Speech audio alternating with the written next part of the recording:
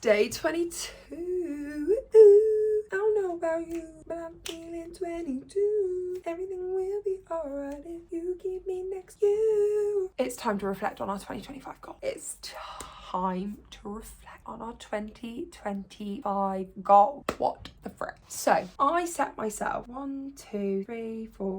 6 goals this year. Bit of context to it. I set myself 6 goals. I then created a mood board of these 6 goals. I've reflected on them every quarter. We are now going to do our final end of year check-in of them. Let's rewind back to January. What are our goals? Goal 1, continue being consistent with workouts and meal plan. Goal 2, read 100 books this year. Goal 3, book and go on 1 solo holiday. Book 4, get a job and flat somewhere that excites me / work out what I want to do after my masters. Book 5, get at least 70,000 steps a week. And goal 6. Oh, I think I've said that all wrong. I'm really sorry. I don't want to refilm it, guys. I don't want to do it. Goal 6 is a consistent night routine. So starting way back at the top, continue being consistent with workouts and meal plans. Now I've been working really hard on sticking to my workout plans. Have I always done it? No. Do I feel happy with my fitness journey of 2025? Yes. Is it something I still need to work on? Yes.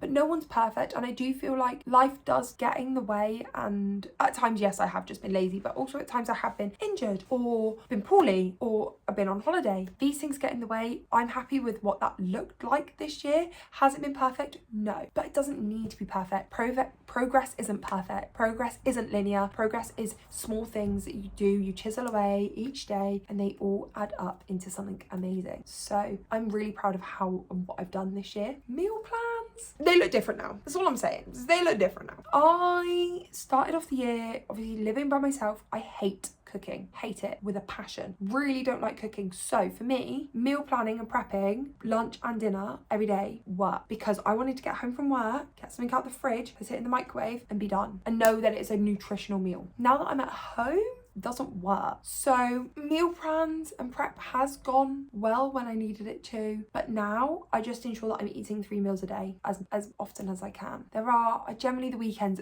are where I need to focus on next year. The weekends for me are my kryptonite, because I don't like getting up early, or I end up being busy, which runs over lunchtime, or I need to be up early and I don't want to eat in the morning, or my parents are having something nice for breakfast so I have to wait for them and it's too late, or we eat really late, or whatever that might be. The weekends for me are my kind of work in progress. But my meals, getting better. My snacks, getting better. I've reduced my snacking so much, except on weekends.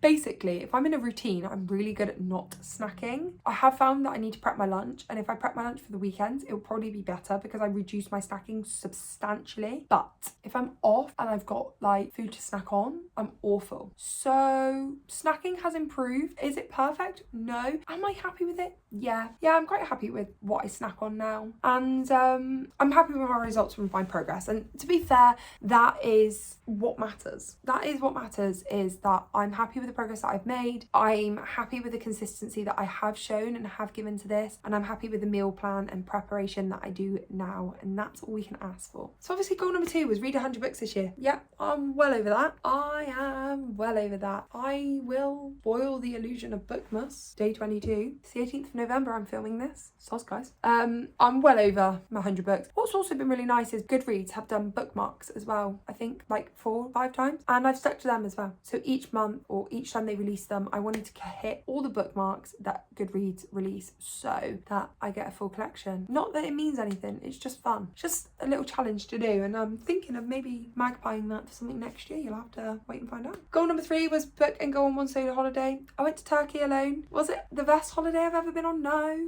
I didn't overly enjoy it. I felt quite anxious. But I think that's because obviously when I got to the hotel, they couldn't get me in my room with the key, and then we dropped someone else to their room and they got sent to the wrong room, and then people kept turning up to their room, and it just felt a little smidgen unsafe. But I went alone, and that's all we can ask for. And I would like to do it again next year, but I think I'm leaning more towards doing like a city break. So I go somewhere and I explore the city. So I go to, I don't know, like Paris or Rome or Barcelona, and I go for a couple of nights and I just explore the city. I take in the tourist attractions and please myself for a couple of days, and just make myself extremely busy with an itinerary. So I think that might be my goal for next year in terms of holiday solo, is to do some sort of city break, to go and see somewhere that I've always wanted to see, because if you've got no one to go with, you've got to go alone. That's what we've learned.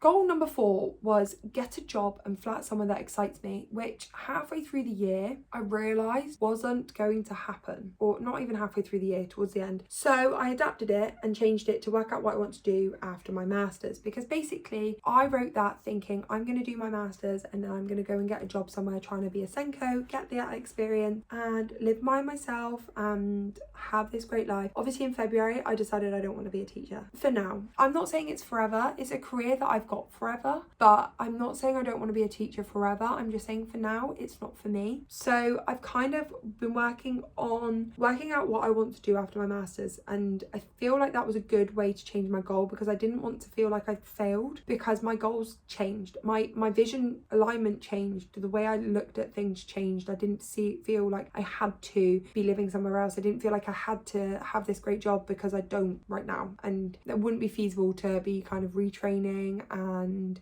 working on a full-time job, living somewhere else and trying to do it all. I can't do it all. So I have decided what I want to do next, and I'm currently retraining on that. I don't know if I've shared that on here, nor if I haven't, then that's fine. I don't feel right sharing it right now, and that goal and the plan for that, because I don't know what that's going to look like. I've got an idea in my head, but whether that comes through to fruition is different. I'm excited to kind of execute that over the new year. I very, very, very much want to get a load of training done between now and the new year to set me up for a good position, because then it needs to be thinking about saving potentially to move in, because I think the new job that I want to do will involve moving to a new city. So with that comes obviously apartment hunting and stuff like that. So that'll be exciting, and I'm working on an action plan for that. So I feel really accomplished with that. Goal number 5 was to get at least 70,000 steps a week. I've upped that to 84,000 steps a week now. Hasn't always been consistent, but generally that's either been because of a holiday, injury, illness, whatever. I'm feeling lazy, but I've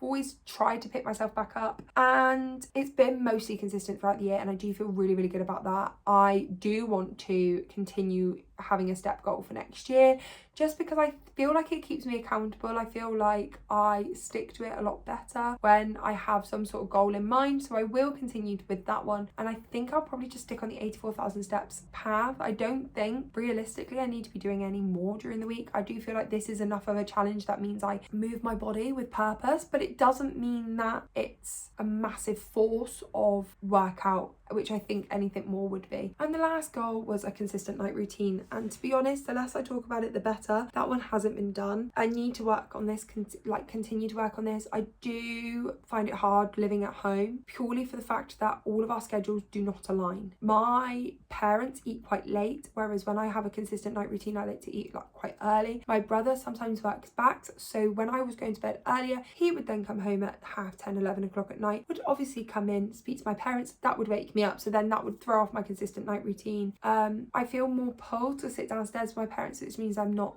settling down into bed as early, which is all really good. This is just the phase of life that I'm in right now, and when I have my own place I will probably build back up a consistent night routine. That is something that I am aware I need to work on, but for right now it's not a concern. We will see where I'm at next year when it kind of comes to that point, but it's not what I'm concerned about right now. What I will say, just kind of reflecting on the goals and where I was in January and where I am now, I do feel like a completely different person. A lot of these goals still aligned with me throughout the year, but I am thinking of maybe having more actionable goals next year, so things with an actual end result. So for example, one that I think I will definitely be working on is to be able to do the splits. I don't know why, I've just always wanted to do them and I've never been able to, so I think I might work on that. But I think what I'm going to do is maybe instead of picking my goals at the start of the year and breaking them down and then just reviewing them every quarter, I might pick my goal categories at the start of the year and then each quarter create a new actionable goal within that. So I might have a fitness category, a work category, a content category, and then a wellness category, and then have 1 or 2 goals in each of those that I work on for each quarter and see where we get to, because I feel like that makes them more actionable. That means there are more things that I can do in the moment rather than wait. So something like if I'm saving up for apartment deposit, within the first quarter I can have have a savings goal, and then by that time, because what I don't want to do is you can't have a savings goal in January and then by the time it gets to December I have already used that money, because then that doesn't seem, it seems really redundant to have that. So have more quarterly goals rather than yearly goals. But I hope you guys have enjoyed reflecting on the year with me and are enjoying Bookmas. We've only got 2 more days left.